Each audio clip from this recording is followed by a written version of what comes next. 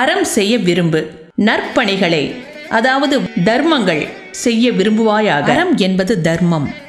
வறியோர்க்கு உணவளிப்பது தர்மம், உடுத்த துணி அளிப்பது தர்மம். இதனால் ஏழைகள் துன்பம் நீங்கும், நம் மனதில் இன்பம் பொங்கும்.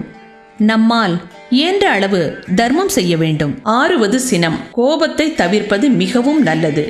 சினம் என்றால் கோபம். கோபம் நெருப்பு போன்றது. அது தன்னிடம் சேர்ந்த பொருளை சுடும், எரித்து அழிக்கும். அதுபோலத்தான் கோபமும் மன அமைதியை கெடுக்கும்.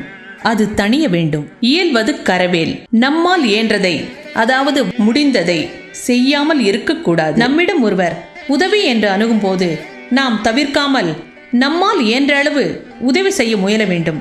இதனால் நமக்கு என்ன பயன் என்று கருதாமல் இயன்ற அளவு உதவி செய்ய வேண்டும். ஈவது விலக்கேல், உதவுவதை அதாவது உதவும் குணத்தை நிறுத்தாதே. தானம் செய்ய வேண்டும்.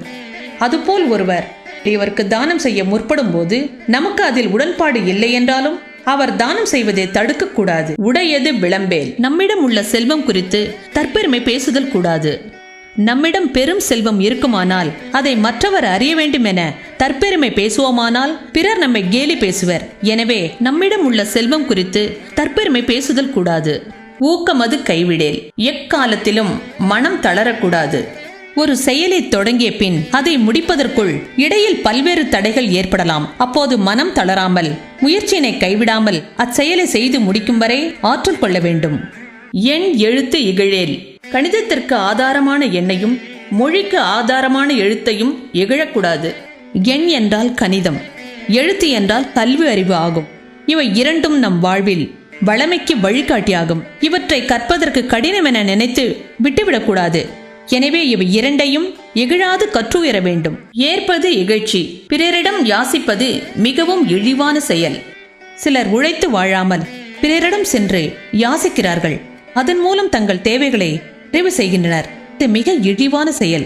உழைப்பே உயர்வு தரும். எனவே எவரிடமும் நாம் யாசகம் பெறுதல் கூடாது.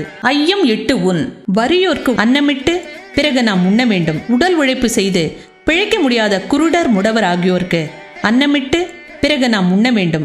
அதுதான் செல்வம் உள்ளவர்க்கு அழகு. ஒப்புரவு ஒழுகு, உலக நெறிமுறைக்கு ஏற்றவாறு நடக்க வேண்டும். ஒப்புரவு என்றால் உதவி செய்தலாகும். பிறர்க்கு நன்மை தரும் செயல்களை செய்து நாம் வாழ வேண்டும்.